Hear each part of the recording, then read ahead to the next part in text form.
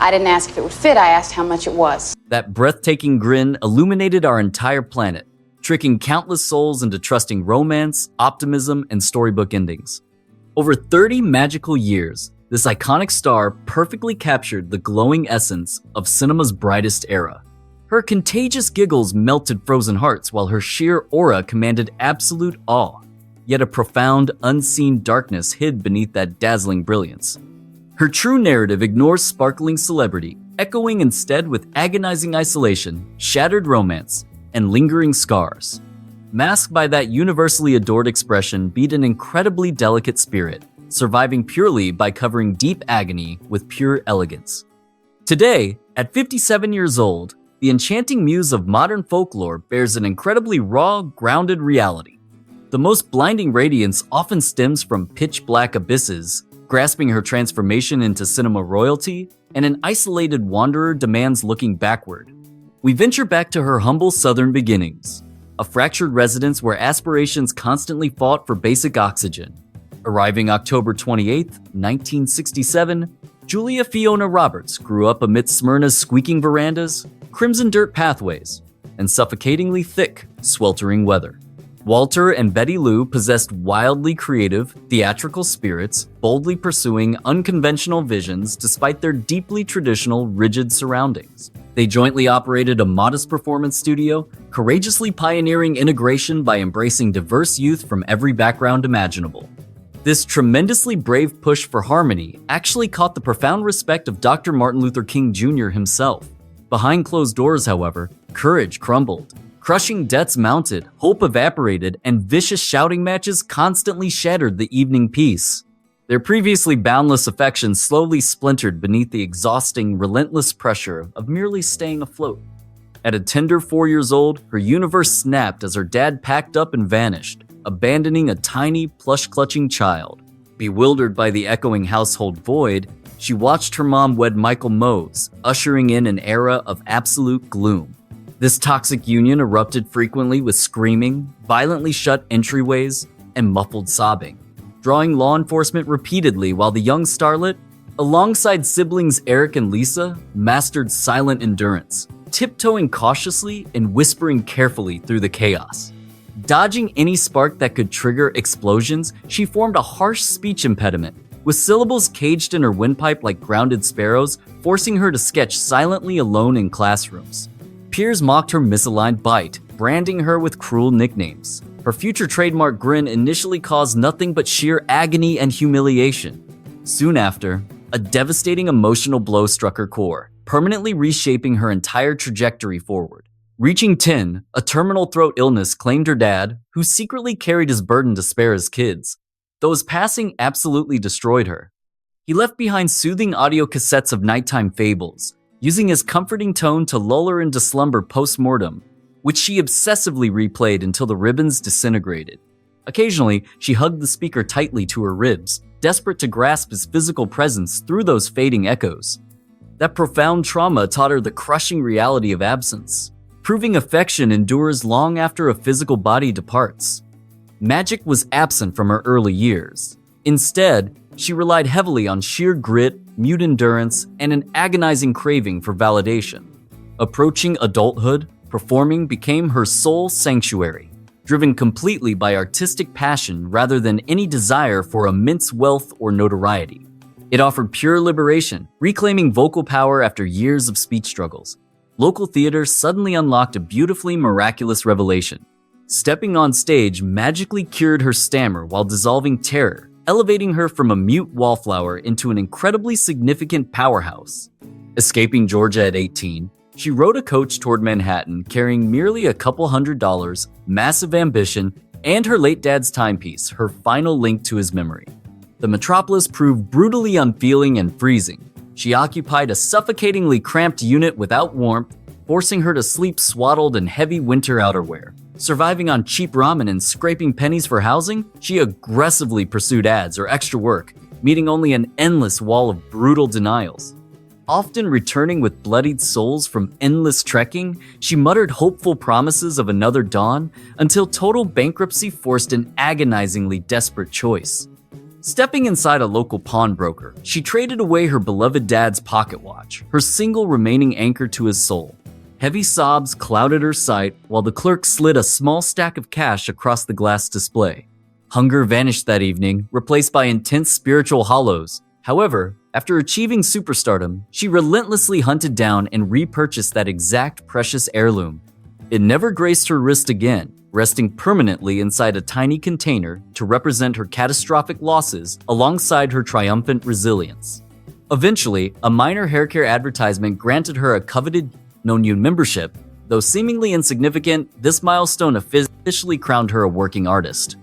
Television gigs followed rapidly on Crime Story and Miami Vice, until 1988 brought international spotlight through her magnetic presence in Mystic Pizza. Reviewers praised her undeniable electricity radiating through the lens. The formerly bashful child became undeniably captivating, though Steel Magnolias delivered her ultimate cinematic breakthrough. Embodying the delicately fragile, sickly Shelby, she passionately channeled her own profound sorrow and terrifying trauma. Weeping genuinely during takes grieving deeply for her completely shattered inner child, rather than merely performing for the lens. Securing both an Academy Award nod and a Golden Globe, her raw delivery finally showed audiences her personal truth. Deeply rooted agony, skillfully molded into artistry, yields unstoppable brilliance. 1990 brought the Pretty Woman screenplay, initially envisioned as a darkly cynical tragedy rather than a romantic fantasy, until her dazzling audition grin completely altered its destiny. Her glowing expression single-handedly revolutionized the production, instantly catapulting the obscure Southern belle into legendary blockbuster status, making her the planet's absolute favorite leading lady practically overnight. Crowds universally adored her vibrant spirit, her echoing chuckles, and her extraordinary talent for turning sheer fragility into an immensely awe-inspiring force. That picture raked in hundreds of millions, crowning her as Hollywood's most lucrative leading lady ever. Yet, beneath that dazzling spotlight hid an incredibly drained soul. Maintaining a flawless facade proved utterly suffocating. Between endless shoots, flashing lenses, and relentless demands, her world was spinning out of control, leaving her private reality in ruins. Her romance with Liam Neeson offered a quiet, albeit detached, refuge, while Dylan McDermott brought a fiery, brief spark. Ultimately, Kiefer Sutherland entered the picture, cementing their status as Tinseltown royalty. Sparks flew the moment they connected, prompting tabloids to declare them soulmates meant to be. With a lavish ceremony etched in stone, millions eagerly anticipated watching America's sweetheart glide toward the altar in pristine white. However, a profound shift occurred just weeks before the grand event. Whispers of betrayal began to swirl, turning heated exchanges into freezing silence. She maintained a radiant public beam, yet wept quietly in the lonely darkness. Merely 3 sunrises away from tying the knot, she made a spectacularly shocking move, calling the whole thing off entirely. That pristine gown remained on its hanger while attendees were touching down. Swarms of journalists choked her driveway, though she offered absolutely nothing but absolute quiet. Secluded away, she gazed deeply at the diamond on her finger, realizing the sparkling gem had transformed into a suffocating shackle. Kiefer Sutherland eventually confessed her courage vastly outweighed his own. Calling it quits wasn't some wild act of defiance for her, it was pure self-preservation. Out of profound sorrow blossomed a magnificent evolution in her craft. Playing a survivor, fleeing torment, and sleeping with the enemy, she delivered an authenticity so visceral it left viewers breathless. Her role in Dying Young radiated a delicate empathy, perfectly echoing her personal quest for solace. The industry celebrated a superstar at her zenith, while the woman herself merely gasped for air. 1993 brought another massive shockwave when she wedded country crooner Lyle Lovett. There were no flashing flashbulbs or velvet ropes at this affair. They exchanged vows inside a modest sanctuary located in Indiana. Stripped of extravagant jewels and sensational press, it was simply a pair of weary hearts seeking tranquility. During a fleeting glimmer of time, she truly felt she had secured serenity. Tragically, relentless celebrity pressures and agonizing miles apart unraveled their bond. A mere 2 orbits later, the couple parted ways with profound mutual respect. Devoid of messy drama or lingering anger, they simply embraced reality. Looking back, she observed that the split was never a defeat. but rather a beautiful chapter that simply wasn't built for eternity. As the mid-90s rolled through, she occupied a bizarre paradox.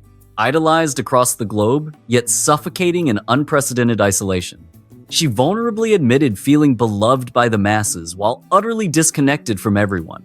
She channeled the ache into her art through My Best Friend's Wedding, Notting Hill, and Runaway Bride.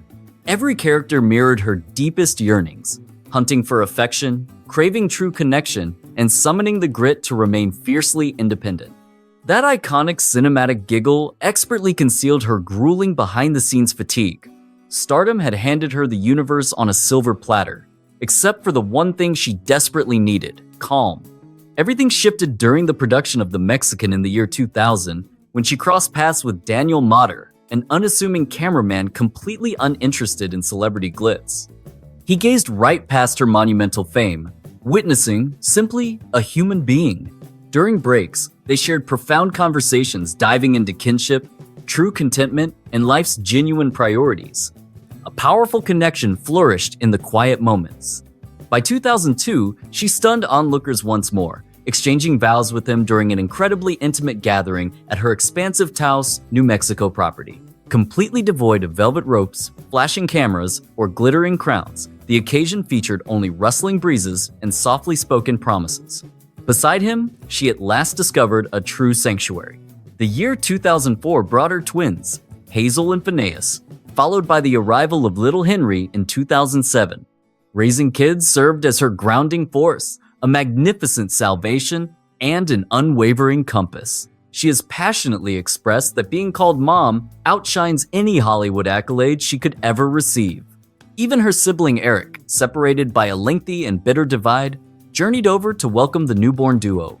The instant he cradled those babies, decades of dark hostility vanished completely. Their fractured kinship healed spectacularly, fueled by boundless grace rather than glittering success. Even so, the shadows of grief inevitably returned. She navigated the devastating passing of her half-sister in 2014, carrying that immense heartbreak far away from the invasive media glare. Close confidants noted she would spend evenings under the stars, tuned into the blowing breeze, seemingly attempting to whisper directly to ghosts of yesteryear.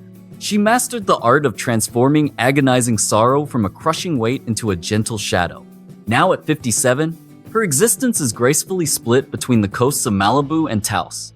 She kicks off dawn with mindful stretching, fills her midday hours with radiant joy, and wraps up her evenings enveloped in profound stillness. The frenzied hustle between shooting locations is entirely behind her. Nowadays, absolutely any project she accepts requires a deep, resonant purpose. With Erin Brockovich, she shattered cinematic glass ceilings, becoming the first female talent to command $20 million while simultaneously snatching up an Academy Award. Through phenomenal performances in August, Osage County and Homecoming, she breathed life into characters burdened by ancestral wounds, brilliantly forging dark agony into captivating masterpieces. Recent endeavors like Ticket to Paradise, Leave the World Behind, alongside the looming After the Hunt, radiate a gentle fortitude, showcasing a swagger built on profound life lessons. Beyond the lens, she pours her soul into timeless treasures. Operating via Red On Films, she fiercely champions impactful narratives and powerful philanthropic missions. She fiercely advocates for schooling, human rights, and ecological conservation, sidestepping flashy catchphrases for deeply substantive deeds. Her legendary cosmetic partnerships and enduring elegance shine brighter than ever. Those campaigns entirely ditch the futile chase for youth, instead radiating the phenomenal truth that profound compassion and regal self-worth constitute absolute sophistication. Tucked away in her secluded haven, encircled by loved ones, the formerly isolated icon has securely anchored her heart. While financial experts might peg her fortune in the hundreds of millions, she knows better. Her ultimate treasure exists within early espresso chats beside her soulmate, the joyous giggles echoing from her kids, and the profound serenity of a fiercely protected sanctuary. She frequently wanders out to the patch where their beloved canine rests, a beautiful testament to the enduring echoes of absolute devotion. Clinging to her dad's vintage timepiece, a glowing grin emerges whenever his vintage sleep recordings play. Erasing all shame regarding her past wounds, She flaunts them as magnificent badges of resilience, proudly declaring that her existence belongs solely to her. That phrase might seem basic, yet for someone who's suffocated under microscopic public glares, it represents an unimaginably colossal victory. The young dreamer who formerly trudged through icy drifts and battered boots now dances shoeless across sunlit pastures, utterly liberated. Ultimately, the heartbreak of her epic journey lies not in the darkness she endured. For decades, she masked profound shadows behind a radiant grin, simply to preserve our collective fantasies. Yet the magnificent truth about her is how she forged undeniable power from profound agony. We learn from her journey that true elegance stems from weathering the storm, rather than maintaining flawlessness. That legendary beam, formerly scrutinized, now radiates sheer resilience. Whenever she graces the camera or her joyful warmth brightens the space, it resonates with the conquered shadows of shattered romance. She proved that while passion fades, absolute dignity remains, and that deep sorrow fosters deep tenderness instead of fragile spirits. Ultimately, the most triumphant joy isn't manufactured by studio executives, but cultivated in silent spaces far removed from the glaring spotlights. She completely transcended her famous on-screen persona, standing as a breathtaking testament that surviving utter devastation can leave you more luminous than ever.